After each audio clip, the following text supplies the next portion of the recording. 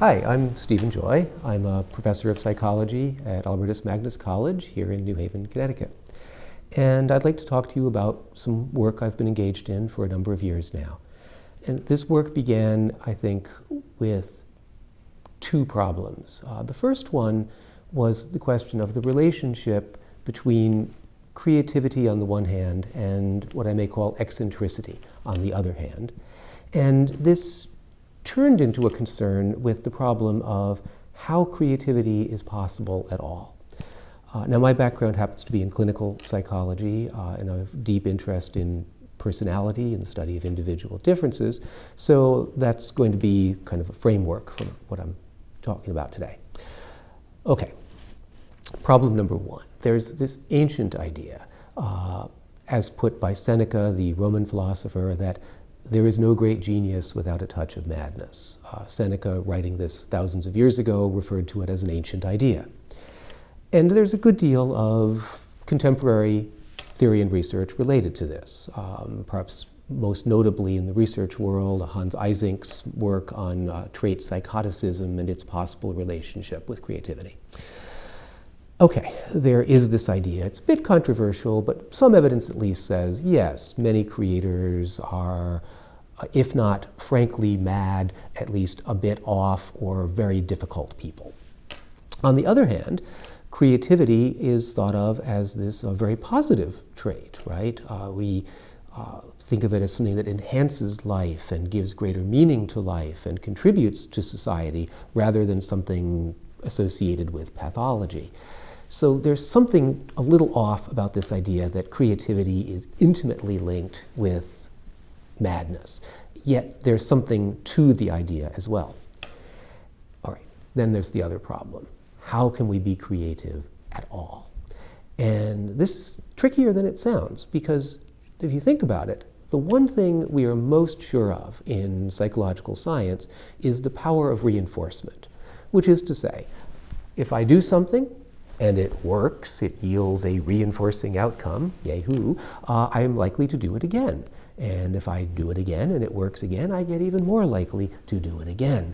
We develop expertise, we get better and better at what we do, and keep doing it. But creativity, by definition, involves doing something that has not been done before, and works, by the way.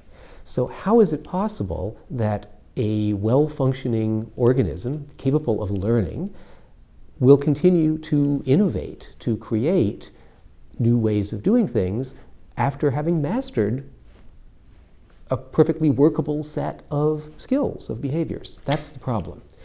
And I think what this requires is the notion of some kind of countervailing tendency, something in us that does not want to do it the same way, a press to vary our behavior. Thorndike, the learning theorist, referred to this as a law of varied responses.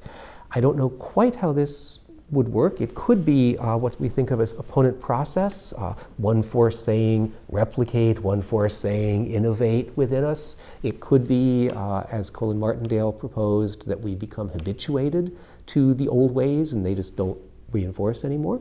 We don't know for sure. But there has to be this motive to do it differently. Now, I think of this as, in terms of social learning theory, as having two components to it. The first, and I think based on my research the more important of the two, is what I call the need to be different. And this refers to the self-reinforcing qualities of simply doing something differently than it's been done before. And this can mean I do it differently than I did it last Tuesday. It can mean, if I've never been in that domain before, that I do it differently than other people have. I've seen how you do that, and I'm not going to do it that way. I'm going to do it my way. The need to be different. And my thinking here is that this will be a variable. So some people will be very low in the need to be different, or perhaps we should say high in the need for sameness, but I don't put it that way, high in the need to be different. They will tend to vary their behavior a great deal over the course of time.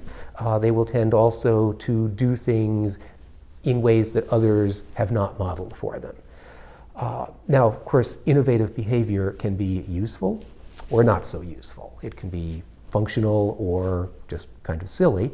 So you will have innovators, people with a high need to be different, on the one hand, being quite creative in some cases. On the other hand, being, what should we say, bohemian, intentionally different from others, but in kind of pointless ways. And of course, you have some who are both.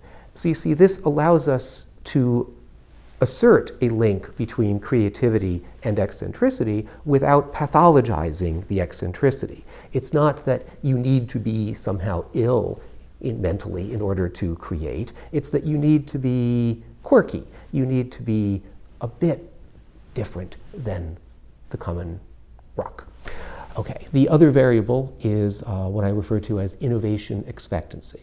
And that is a technical term for the strength of one's belief that innovating will lead to good outcomes, to positive outcomes, to reinforcing outcomes.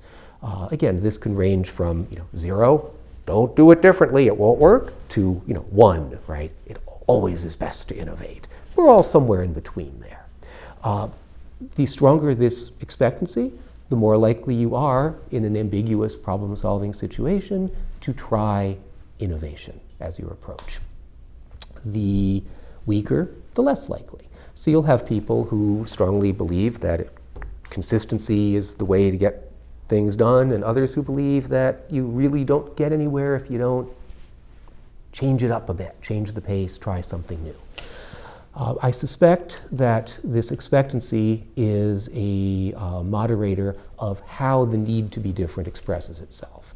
So if I have a high need to be different, but I really don't believe that being different is going to lead to anything valuable other than the sheer enjoyment of my difference, I'm likely to become, hipster, bohemian, what have you, and not really do anything with it except express it. Whereas if my expectancy that it will work is much higher, then I'm likely to engage in at least an attempt at genuinely creative work that makes a contribution to society, to the arts, to science, wherever my contribution is going to be made. I may also be a bit eccentric, or I may not. That will vary.